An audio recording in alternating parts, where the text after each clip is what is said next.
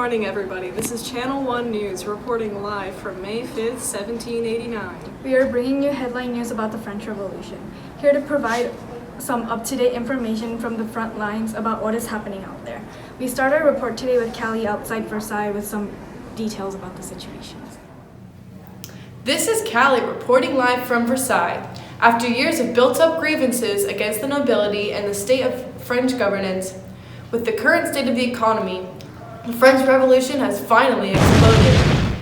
The division of the three estates with unequal representation for the masses has created a political firestorm. In light of this, King Louis XVI has called a meeting of the Estates General, which hasn't met in 14 years. The Estates General is composed of representatives from the First Estate, Second Estate, and Third Estate. The Third Estate showed up with about 600 representatives. The First and Second Estate both had around 300, which is extremely unrepresentative of the overall population.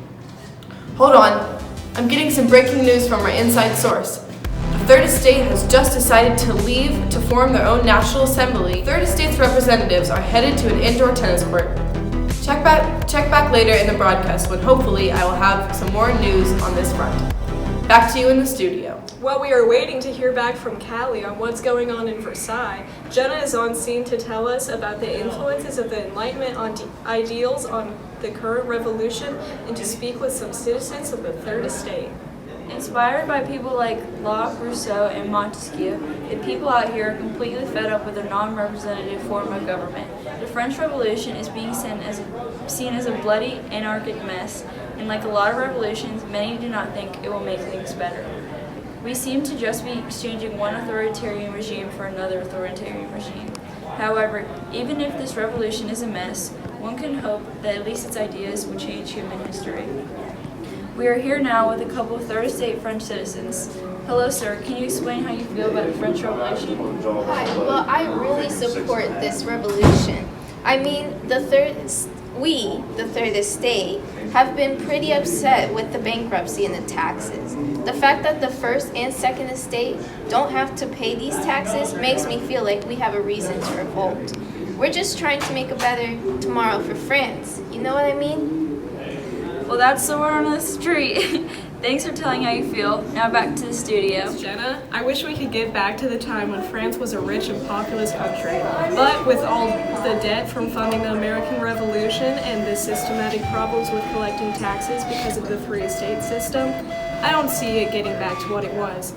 Oh, we are getting word that Callie has some new information regarding the National Assembly. Let's get back to her on the scene.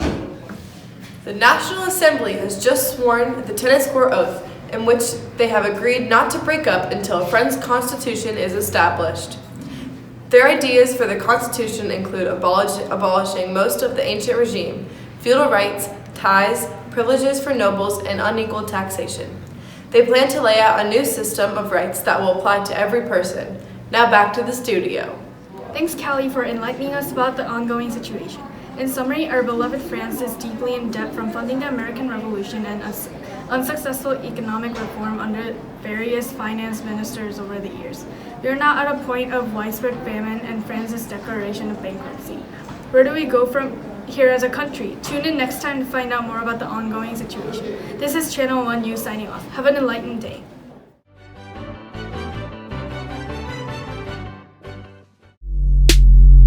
It goes,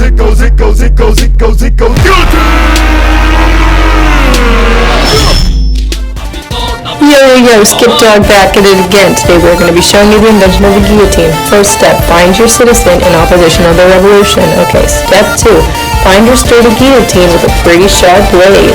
Alright, step 3, here we go.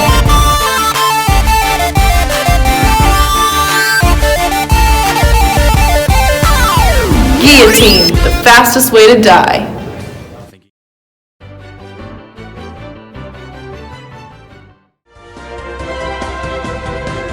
Hello and good morning, everybody. This is Channel 1 News reporting on today, March the 1st, 1793. We apologize for going off air for a while, but due to unrest, we were unable to safely report. So now we are going to try to catch you up on all that has occurred during that time. In response to the widespread famine, King Louis XVI sent troops to Paris to quell uprisings over the food shortages, but the revolutionaries took this as a provocation. On July 14, 1789, the revolutionaries seized the Bastille prison. Then on August 4th, the National Assembly responded by writing their new constitution containing many of the ideas reported in their last newscast. Then on August 26th, they followed up with the Declaration of the Rights of Man and the Citizen. The radical revolutionaries, calling themselves the Jacobins, created unrest by calling for everyone to live free or die.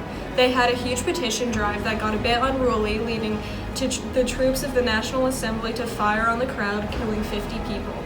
The National Assembly, which had been the revolutionary voice of the people, was now trying to build a new Republic of France and had killed people in this attempt. Meanwhile, France's monarchical neighbors were getting nervous about all this republic business, so Holy Roman Emperor Leopold I and King William Frederick II of Prussia together issued the Declaration of Pillsnitz, which aimed to restore the French monarchy. At this point, Louis XVI and the National Assembly developed a plan to invade Austria. However, what actually happened is that with the support of Louis XVI, Prussia and Austria joined in fighting the French. As a result, the National Assembly voted to suspend the monarchy, have new elections in which everyone had a vote if they were men, and create a new Republican constitution. They also held a trial for Louis XVI, who was found guilty and was sentenced to die via guillotine on January 21st, 1793.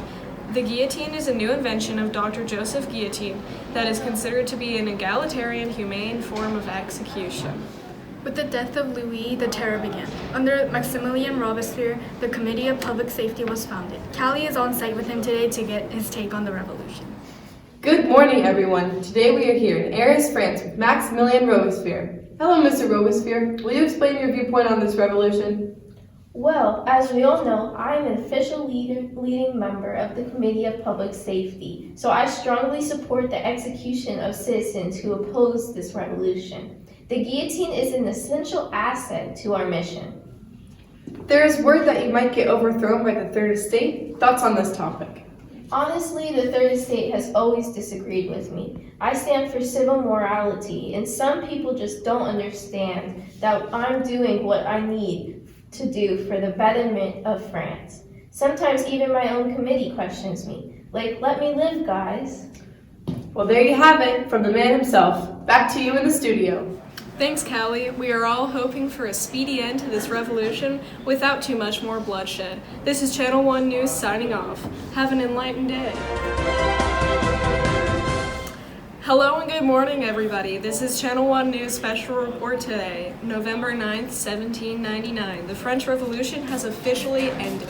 The terror that has reigned for the last several years and led to death over 17,000 enemies of the revolution, including Marie Antoinette and Maximilien Robespierre being killed by the guillotine, has drawn to a close. Napoleon Bonaparte has taken over the new leader of the France, and we're looking forward to a new age of French prosperity.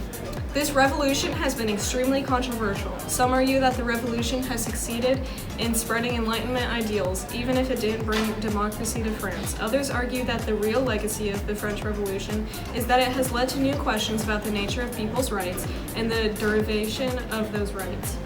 I guess only time will tell. This is Channel 1 News signing off. Have an enlightened day. You win. Perfect.